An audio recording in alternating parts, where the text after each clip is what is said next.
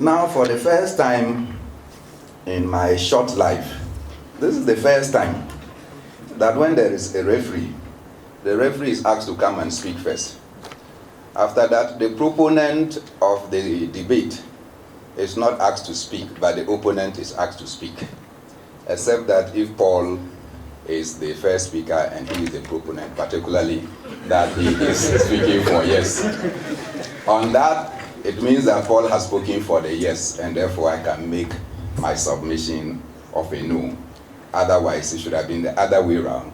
I listened to particularly the minister whose office. I don't mind. I don't mind. I should have listened to those who are proposing that we should change the existing condition.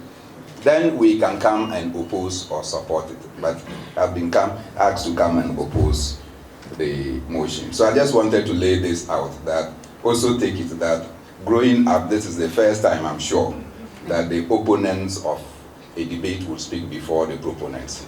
And so next time when it happens to you, don't be surprised. The environment will determine. I have come here to state my position, and my position is a very short one. And I'm sure that His Eminence Dr. Akwete would admit that probably of all the persons that were invited to IDEC to speak on this matter of whether we should alter the provisions in Article 55.3, I stood out and said no.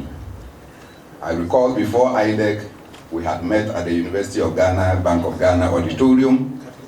The Catholic bishops organized a conference, and 7 political parties, if I'm right, my own brother, Kwabena Bonfe, the NDC, General Secretary Asiedu Nketia, the MPPs, Freddie Blay, PPPs, Drew Hammond, Frimpong for NDP, all of them spoke yes.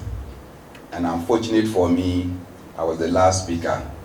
I jumped in there and said that it was tempting to also come and say yes, but I say no. And so my position has been consistent.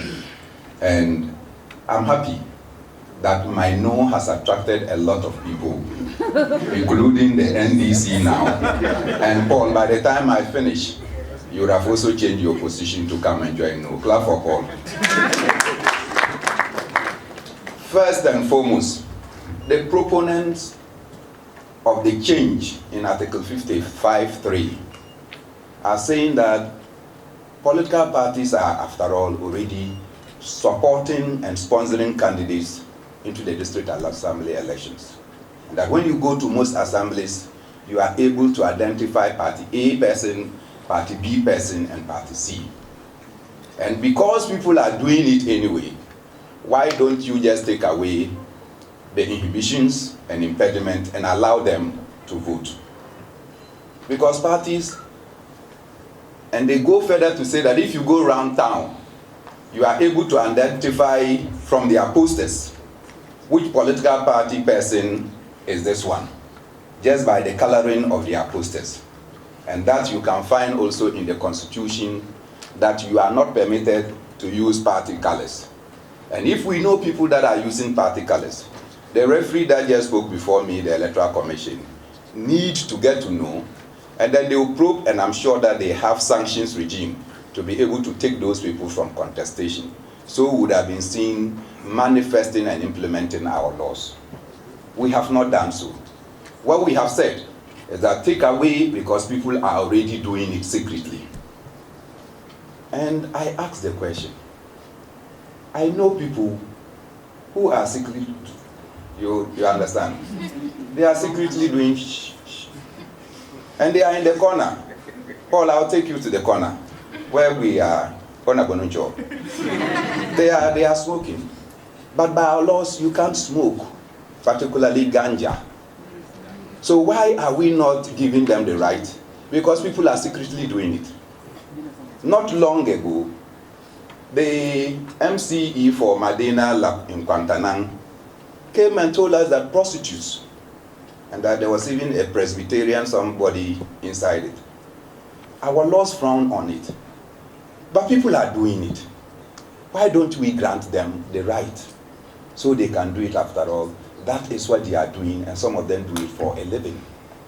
So if something is wrong, you don't come to make it legal because people are doing it by taking away the law that prohibits it. You should rather be seen enforcing the law. So if your basis of wanting to take away this is that after all people are hiding and doing it, then I ask you the question, what are we in for? Are we a serious nation? Take away laws, then we have to take away every other law, because there are some things I do, if the law catch up with me, I'm sure that I will not be safe. And so once the law has not caught up with me, I am free to do it. But if the law catch up with you, you will suffer a consequence. And so if people are taking assembly elections on the basis of their political parties, Mr. Electoral Commission, you should take the law and act appropriately. If they are using party colors when they are not supposed to do so, let us enforce the sanctions. Let's not come and make it a right just because people are doing it. We know men who are doing men's backside and the other way around. Is it acceptable? No. No. So do we say that because people are doing it, we want to take away the law? That is not what we should be doing to our laws. I've also heard the claim that we should be talking about winner takes all.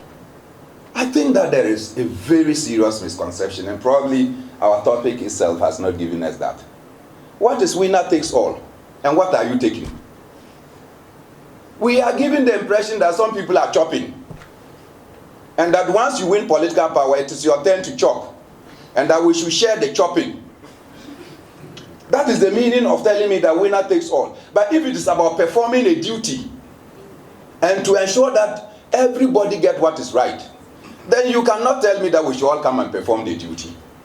But if it is about that some people are chopping, and when you get the chance, you grab everything, you chop everything, and therefore let's share the chopping, then I can understand that the winner takes everything and the loser takes zero.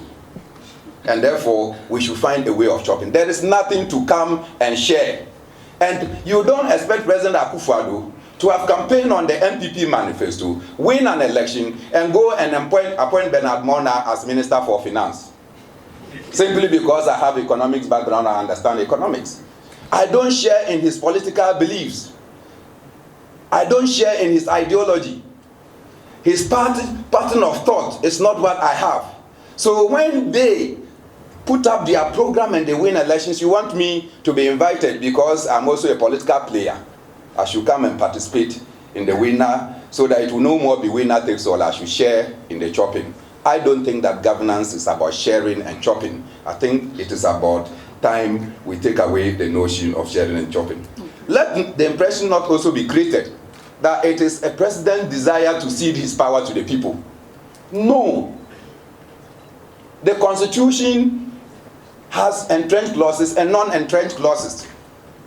And this district assembly elections has nothing to do with the election of MMDCs. If you go to our party manifesto, it says that we support and we will elect MMDCs, but not on party lines. So Paul, I said you want me from here to tag you to a political party. I've known you for quite some time, and I know that you don't belong to any political party, to the best of my knowledge. You can go to the assembly, contest elections. There are retired judges. Somebody like Dr. Emmanuel Akwete can go to the assembly elections and contest. They have a lot of ideas to contribute to the development of our society. Today, if you say that we should do it on partisan lines, Paul, that means that you have to come and take PNC card. Don't forget that the last time you were to be my running mate and you absconded. Emmanuel Akwete, you are supposed to come and take my party card. We'll take you through the cost and laborious processes of delegates elections, take you through primaries, because we now have to organize primaries at electoral areas. We'll organize primaries at unit committee levels, and you can understand the cost involved at that level. After which the party will now present the candidates to the Electoral Commission, and the Electoral Commission will ensure that we put up these candidates. Obviously, this is not the way we should be going about it, since you are telling me to fast track. The other point I want to make, as we sit now, most of you are aspiring to join political parties. And it is your hope that when your president wins, after appointing ministers and appointing 16 regional ministers and their deputies, the net point of appointment will be DCEs. After all the toil and aspirations, they tell you that Mr. President will not appoint you. Go and think about it. And I'm sure the MDs will stop appointing you too, because very soon we'll be electing people to head various institutions. Then as I sit here, in Sankana, I'm standing here. In Sankana, the cleaning of the market is a contract awarded by central government. And at the end of the day, or each month, when the district assembly receives their money is collected from Accra before my district assembly gets its share. So you have government projects already centralized. When you elect your MMDCs and they don't have the autonomy, they don't control budgets, roads will not be done, central government will come and do them. You have not done any consequential amendments of various laws. Removal of the DCE as it stands now, it means that the president can remove a DCE. Nothing has accompanied such. And at the end of the day, you say that we should go and elect MMDCs, infiltrate the system with the partisanship that we are already suffering with. These days, when you go to the universities, when SRC even organize programs, they will not be attended. But when TEIN, TESCON, TERIF, or TESCHAT, they organize programs, you see the attendance that we have. We are overeating every part of our society with partisanship. And I don't support the idea that we should influence the local level elections with partisanship.